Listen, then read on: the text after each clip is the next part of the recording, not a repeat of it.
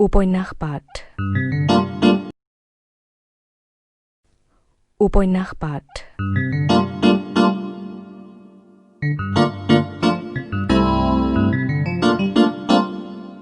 এই অনুষ্ঠানত প্ৰচাৰ হৈ আছে ডক্টৰ অনুজ বৰুৱা ৰচিত উপন্যাস মহা অৰণ্যৰ ধাৰাবাহিক পাঠ।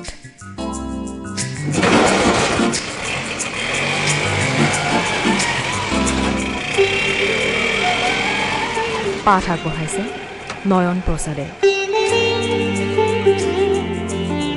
উপন্যাস পাঠ অনুষ্ঠানটিৰ প্ৰযোজনা অৱনী বৰাৰ।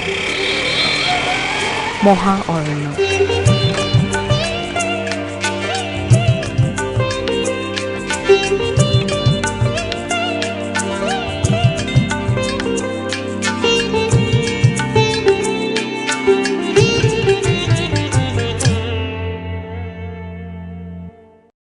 অবিনাশ ঘূৰি আহিল। সি যেতিয়া আকৌ ল'ৰাটোৰ ঘৰ পাইছিলহি তেতিয়ালৈ ল'ৰাটোৱে কাপোৰ কানি পিন্ধি আগফালে মটৰচাইকেল এখন উলিয়াই ৰৈ আছিল। ল'ৰাটোৱে মটৰচাইকেল দৌৰাই দিলে। মটৰচাইকেলখনৰ পিছে পিছে অটোৰিক্সা চলাই আহি আহি অবিনাশ গুৱাহাটীৰ উপকণ্ঠৰ এটা নতুনকৈ ঘৰ দুৱাৰ সাজিবলৈ আৰম্ভ কৰা অঞ্চল পালেহি। সিহঁত আহি এটা কেঁচা গলিৰ এটা দুমহলীয়া ঘৰৰ আগত ৰলহি। বাহিৰত কিছু কিছু পোহৰ হোৱাৰ বাবে ঘৰটোৰ বাৰাণ্ডাৰ লাইটবোৰ কিছু ঢেলা যেন লাগিছিল। কুঁৱলীবোৰ ডাঠকৈ পৰিছে যেন লাইটৰ বাল্ববোৰ হেঁচা মাৰি ধৰিব খুজিছে। ল'ৰাটোৱে ওখ টিনৰ গেটখনত দুৱাৰমান টোকৰ মাৰিলে। অলপ পাছত কোনোবাই ভিতৰৰ পৰা গেটখন খুলি দিলে। ল'ৰাটোৰ পিছে পিছে অবিনাশ ভিতৰলৈ সোমাই গ'ল। গেট খুলি দিয়া মানুহটোৱে কম্বলৰ মাজৰ পৰা আধালৈকে ওলাই থকা মুখখনৰ চকু দুটা সৰু কৰি অবিনাশক চাই ললে। ঘৰটোৰ ওপৰৰ মহলাটো কাঠৰ। চিৰিৰে ওপৰলৈ উঠি গৈ কৰিডৰটো পোৱাৰ পাছত অবিনাশ অলপ ৰল। উশাহ দুটামান সলনি কৰি লোৱাৰ আগতে সি নিজকে মানসিকভাৱে সাজু কৰি ললে। অনুমান কৰিবলৈ চেষ্টা কৰিলে অৰবিন্দক লগ পোৱাৰ পাছত পৰিৱেশটো কেনে হ'ব পাৰে। কথাৰ আৰম্ভণিটো কি ধৰণে কৰা ভাল হ'ব। আগে আগে যোৱা ল'ৰাটোৱে এবাৰ অবিনাশৰ ফালে ঘূৰি চাই আকৌ আগবাঢ়ি গ'ল আৰু এখন দুৱাৰত টোকৰ দিলেগৈ। অবিনাশে আগবাঢ়ি গৈ দুৱাৰখন পাইগৈ মানে সেইখন লাহেকৈ খোল খাইছিল। অৰবিন্দই খুলি দিছিল। খহটা নোমৰ ধোঁৱা বৰণীয়া কম্বল এখনৰ পৰা ওলাই থকা অৰবিন্দৰ মুখখনে সৰুকৈ হাঁহি এটা মাৰি অবিনাশক আদৰণি জনালে। হাঁহিটো অবিনাশৰ চিনাকি। অবিনাশক বাট দেখুৱাই লৈ অহা ল'ৰাটোৱে অৰবিন্দৰ লগত দৃষ্টি বিনিময় কৰি তাৰ পাছত বিদায় ললে। অবিনাশে অৰবিন্দৰ কাষেৰে কোঠাটোলৈ সোমাই আহিল। কোঠাৰ লাইট জ্বলি আছিল। দুৱাৰখন বন্ধ কৰি দি অৰবিন্দ বিচনাখনত বহিলহি আৰু কোঠাটোৰ চকী দুখনৰ এখনলৈ দেখুৱাই অবিনাশক কলে, বহ। অবিনাশ বহিল। সি অৰবিন্দৰ মুখলৈ চোৱাৰ আগে প্ৰথমে কোঠাৰ বস্তুবোৰত এবাৰ চকু ফুৰালে। সৰু কোঠাটোত এখন বিচনা আৰু দুখন চকীৰ উপৰিও বিচনাৰ কাষতে কাপোৰ নপৰা টেবুল এখন আছে। এটা চুকত বিভিন্ন আকৃতিৰ কাঠৰ টুকুৰাৰ সৰু দোম এটা। মিস্ত্ৰীয়ে দুৱাৰ খিৰিকী আদি সজাৰ পাছত বেজোখত থাকি যোৱা টুকুৰাৰ দৰে। দুৱাৰ সেই এখনেই। দুৱাৰৰ কাষত থকা খিৰিকীখনৰ উপৰি কাষৰ বেৰখনত এখন খিৰিকী। দুৱাৰ খিৰিকীবোৰত পৰ্দা নাই, ৰদ আদিও লগোৱা নাই। কোঠাটো হয়তো সাধাৰণতে ব্যৱহাৰ নোহোৱা ধৰণৰ, অবিনাশে ভাবিলে। তাৰ পাছত সি অৰবিন্দৰ ফালে চালে। অৰবিন্দই গাত লৈ থকা কম্বলখন এতিয়া মূৰৰ পৰা নামি আহি ডিঙিত আছেহি। ভৰিৰ লংপেণ্টটো ওলাই আছে। চুলিখিনি বেছ দীঘল নহয়, অপৰিপাটি। সি অবিনাশৰ ফালে চাই আছে। ভালে আছ? অবিনাশে প্ৰশ্নটো এনেধৰণে কৰিলে যেন হোষ্টেলত থকা ভায়েকৰ ওচৰলৈ আহি কোনোবা ককায়েকে খা খবৰ সুধিছে। মোক বিচাৰোঁতে তোৰ বহু কষ্ট হ'ল কিজানি। অৰবিন্দৰ সুৰটো সহজ আছিল। দিবাকৰে বহুত সহায় কৰিলে। অৱশ্যে দিবাকৰক নোপোৱা হলেও মই কিবা কিবি কৰি তোৰ ওচৰ পালোহিহেঁতেন। দেউতা হেনো মেডিকেলত আছে। দেউতাই পুলিচৰ লগত তৰ্ক কৰিছিল নেকি? নাই কৰা। দেউতা তৰ্ক কৰা মানুহেই নহয়, তইতো জানই। ঠাণ্ডা পৰিছে, বাহিৰত বৰ কুঁৱলী মাৰিছে। এই বুলি কৈ অবিনাশে তাৰ জেকেটটোৰ চেইনডাল কিছু ওপৰলৈ টানি ললে। কিছু সময়ৰ পাছত অবিনাশ থিয় হল। অৰবিন্দই প্ৰশ্নবোধক দৃষ্টিৰে তালৈ চালে। অবিনাশে মুখত সামান্য হাঁহি এটা বিৰিঙালে আৰু খিৰিকী এখনৰ ফালে গৈ সেইখন খুলি দিলে। সুৰসুৰাই ঠাণ্ডা বতাহে খিনি কোঠালৈ সোমাই আহিল। ডাঠ কুঁৱলী পৰিছে। টিনৰ ছালৰ পৰা টোপ টোপকৈ পানীৰ টোপালবোৰ সৰিছে। বাহিৰৰ পোহৰখিনি ছয়াময়া। তাৰ পাছত অবিনাশে ইখন খিৰিকীও খুলি দিলে। দুইখন খিৰিকীৰ ইপাৰ সিপাৰ হৈ যোৱা ঠাণ্ডা বতাহখিনিয়ে দুয়োটাৰ গা দুটা জোকাৰি দিলে। অবিনাশে কোঠাৰ লাইটটো নুমুৱাই দিলে। কোঠাৰ পোহৰখিনি নিষ্প্ৰভ হৈ গ'ল।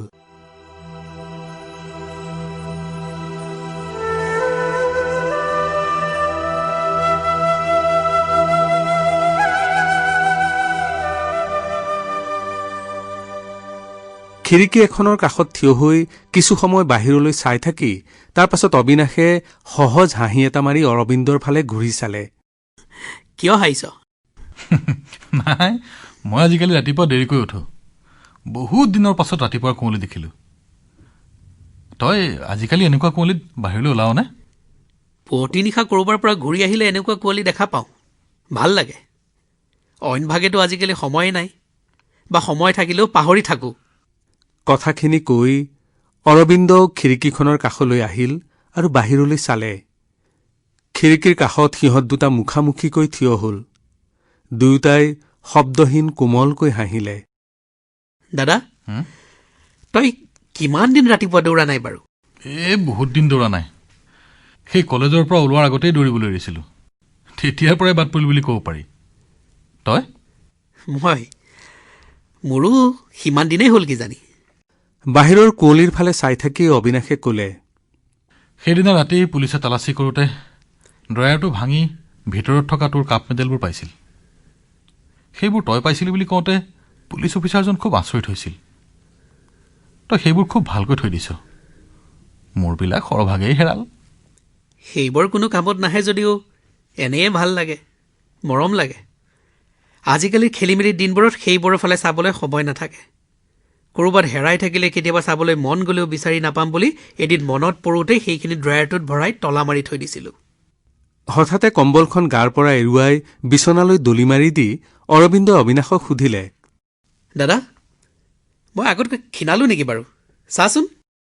অবিনাশে খৰা গেঞ্জি পিন্ধি থকা অৰবিন্দলৈ চালে। মাগুৰ বৰণীয়া শৰীৰটো এতিয়াও আতিল। আগতকৈ অৱশ্যে কিছু ক্ষীণালে। হাতৰ শিৰবোৰ আগতকৈ আৰু কিছু ওলাল। অৱশ্যে দুৰ্বল যেন নেদেখি বেছি পুৰঠ হোৱা যেনহে লাগে। অবিনাশে অৰবিন্দৰ প্ৰশ্নটোৰ উত্তৰ নিদিলে। অৰবিন্দইও কথাটোত বৰ গুৰুত্ব নিদিলে। সি কঁকালটো অলপ ইফাল সিফাল ভাঙি তাৰ পাছত হাত দুখন আৰু বাউসী দুটা ভাঙি গাটোৰ অলসতা কিছু আঁতৰাই ললে।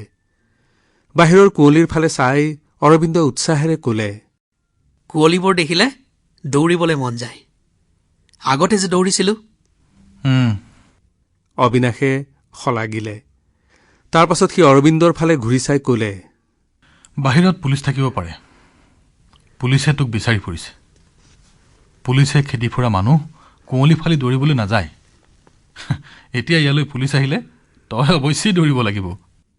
অৰবিন্দৰ অনুশীলন কৰি থকা হাত দুখন ৰৈ গ'ল। সি অবিনাশক বুজিবলৈ চেষ্টা কৰাৰ দৰে খন্তেক ভালদৰে মুখলৈ চাই ললে। তাৰ পাছত সি খিৰিকীৰ কাষৰ পৰা আঁতৰি আহি বিচনাত বহিলহি। উশাহ এটা সলনি কৰি তাৰ পাছত সি ক'লে, কথাটো সেইটোৱেই। মই দৌৰিবলৈ আৰম্ভ কৰিছোঁহে মাত্ৰ। কিন্তু এয়া মই পলাই যাবলৈ দৌৰ আৰম্ভ কৰা নাই। এয়া মোৰ যাত্ৰাৰ আৰম্ভণিহে। ঠিক কথা। এতিয়া পুলিচ আহিলে মই পলাব লাগিব। কিন্তু সদায় নহয়। যি পুলিচে এতিয়া মোক বিচাৰি ফুৰিছে মোৰ খুটি শকত হৈ যোৱাৰ পাছতো বিচাৰি ফুৰিব। কিন্তু ধৰিবলৈ নহয়, মোৰ লগত একেলগে বহিবলৈ। তেতিয়া মই মুকলিকৈ ফুৰিম। তেনেকৈ বহুত মানুহ ঘূৰি ফুৰিছে। এইটো নিয়মৰ কথা। মই হাৰি যাম বুলি নাভাবিবি। তোক মই আজি যেনেকৈ কৈছোঁ ঠিক তেনেকুৱা হ'ব এদিন। অৰবিন্দ, তোক কোনেও হাৰি যাবলৈ কোৱা নাই। অবিনাশে খিৰিকীখনৰ একাষে আউজি ললে। হাৰি গ'লো ধৰণৰ ভাৱটোৱে তোৰ মনটো কেতিয়াবা বিদ্ৰোহীৰ নিচিনা কৰি তোলে। সেইটো স্বাভাৱিক কথা আৰু ভাল কথাও। তোক কি লাগে মই জানো, তইও জানো। কিন্তু মই তোৰ লগত কিছু কথা পাতিবলৈ আহিছোঁ। মাত্ৰ এই বুলি ভাবিহে যে তই আৰম্ভ কৰা দৌৰটোৰে পোনে পোনে গৈ পাব পৰা ঠাই সম্পৰ্কে তোৰ ধাৰণা স্পষ্ট নহয়। মই জানো যে তই নিজকে ফাঁকি নিদিয়। আত্মপ্ৰত্যয় তোৰ কাৰণে এতিয়া ক্ষতিকাৰক। কিন্তু তোৰ জেদি মনটো কামৰ বস্তু। ইয়াক তই দৰকাৰী কামত ব্যৱহাৰ কৰিব পাৰ। মই তোৰ ওচৰলৈ আহিছোঁ এইটোকে চাবলৈ যে মই তোক যেনেদৰে জানিছিলোঁ সেই অৰবিন্দটোৱে এনেকুৱা এটা কোঠাত সোমাই থাকি কি ভাবিছে বা ইয়াৰ মাজত সি বিচৰাখিনি পাইছেনে নাই। যদি মই সোধা প্ৰশ্নটো এতিয়াও ভাবি চোৱা নাই তেনেহ'লে ভালকৈ চাবি, সময় শেষ হৈ যোৱা নাই। তই মোক যিবোৰ কথা কৈ আছ এইবোৰ মই বহুদিনৰ আগেই ভাবি মেলি শেষ কৰি থোৱা কথা। গোটেই দুনিয়া মই দেখা নাই, সেইকাৰণে শিকিছোও খুব কম। কিন্তু যি অলপ শিকিছোঁ সকলোতকৈ দৰকাৰীখিনিয়ে শিকিছোঁ। আৰু তয়ে কৈ থাক দেখোন যে হাৰি যোৱা বা জিকি যোৱাটো ডাঙৰ কথা নহয়, মূৰ তল নকৰাকৈ যুঁজ দিয়াটোহে আচল কথা। ময়ো মূৰ তল কৰা নাই। এতিয়া মই পুলিচৰ পৰা পলাই থকাটো ৰণনীতিৰ এটা অংশ মাত্ৰ। অবিনাশ কিছু সময় মনে মনে থাকিল।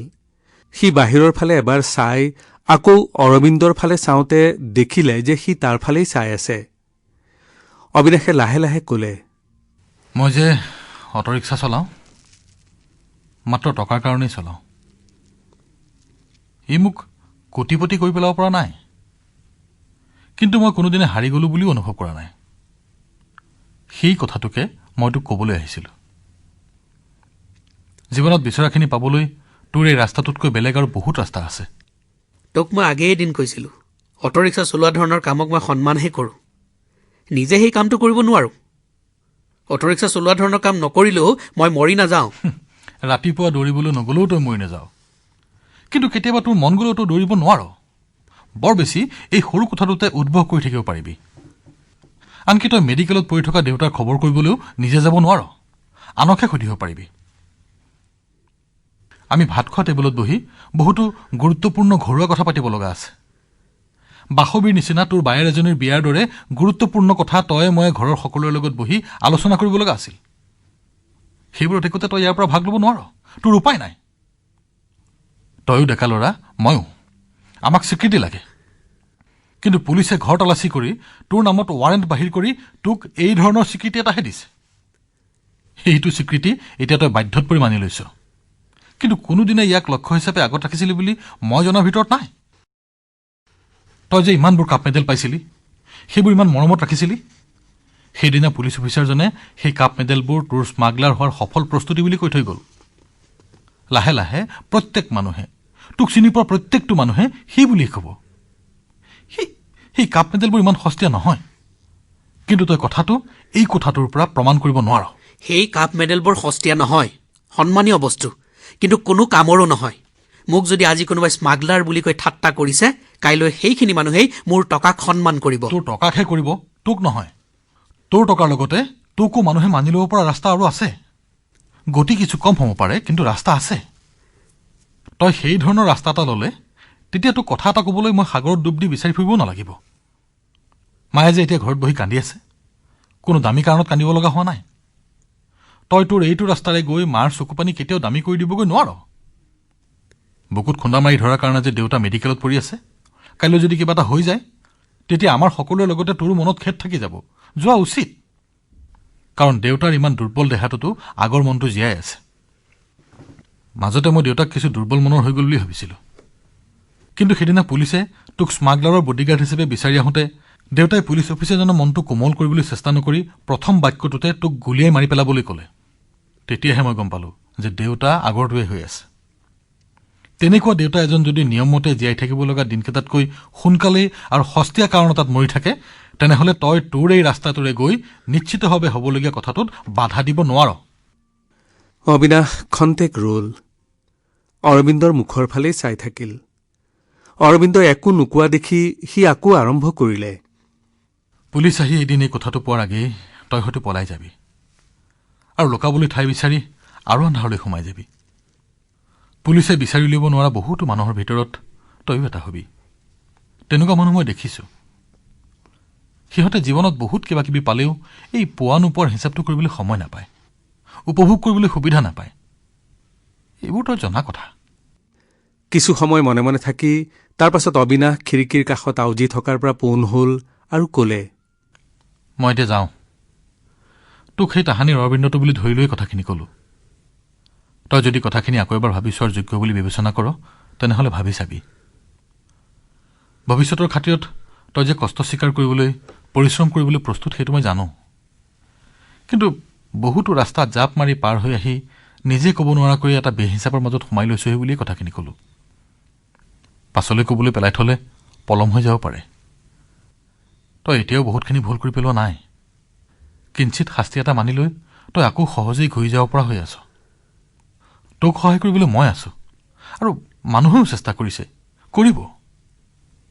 এই কথাটো তোৰ কাৰণে উপযুক্ত নহয়। ই তোক ধৰি ৰাখিব পৰাটো উচিত নহয়। জীৱনটোতকৈ জীৱন পদ্ধতিটোক বেছি গুৰুত্ব দিব লাগে। নহ'লে তোৰ মোৰ নিচিনা সাধাৰণ জীৱনবোৰ অৰ্থপূৰ্ণ কৰি পেলাবলৈ বেলেগ কোনো ৰাস্তা নাই। হাৰি যাবলৈ কাৰো ভাল নালাগে, কিন্তু তই ঘৰলৈ আগৰ অৰবিন্দটো হৈ ঘূৰি গ'লে সেইটোৱে তই হাৰি যোৱাটো নুবুজায়, বৰং তই যে আচলতেই কথা বুজিব পৰা হৈ আহিছ সেইটোহে বুজাব। তই এইখন দুনিয়াত এতিয়াও বেছি দলৈকে সোমাই যোৱা নাই। আচলতে তই তোৰ ধাৰণাটোতহে বেছি দলৈকে সোমাই আছ। চেষ্টা কৰিলে সহজেই ওলাই আহিব পাৰিবি।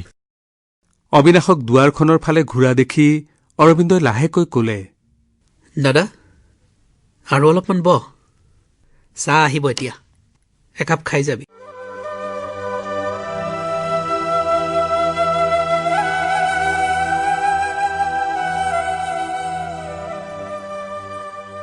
চাহ খাই উঠি অবিনাশ যেতিয়া যাবলৈ ওলাইছিল তেতিয়ালৈ কোমল ৰ'দটোৱে পৃথিৱী চুইছিলহি। অৰবিন্দই তাৰ কোঠাৰ দুৱাৰমুখৰ পৰাই অবিনাশক বিদায় দিওঁতে ক'লে, তই আকৌ আহিবিচোন, ৰাতি আহিবি। পাৰিলে আজি অহা সময়খিনিতে আহিবি, কথা পাতি ভাল লাগে এই সময়ত। অবিনাশ গধুৰ খোজ পেলাই তললৈ নামি আহিল। টোপনি ক্ষতি হোৱাৰ বাবে তাৰ চকু দুটা পুৰিছিল, কিন্তু মনটো ভাল লাগিছিল। কাইলৈ আকৌ এবাৰ আহিব লাগিব।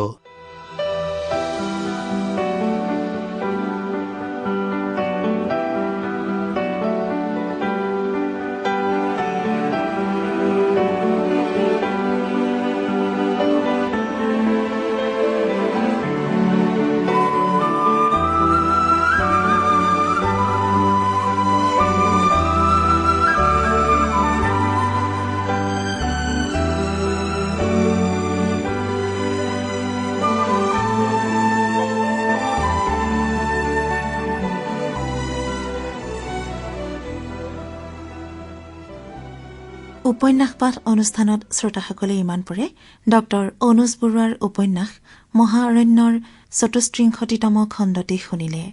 পাঠ কৰিলে নয়ন প্ৰসাদে। অৰবিন্দৰ চৰিত্ৰত অভিনয় কৰিলে সীমান্ত বাৰ্মাই আৰু অবিনাশৰ চৰিত্ৰত আছিল ঋতুপৰ্ণ দাস। উপন্যাস পাঠ অনুষ্ঠানটিৰ প্ৰযোজনা অৱনী বৰাৰ। মহাঅৰণ্য উপন্যাসখনিৰ পাঠৰ পৰৱৰ্তী খণ্ডটি শুনিবলৈ পাব কাইলৈ সন্ধিয়া এই একে সময়তে।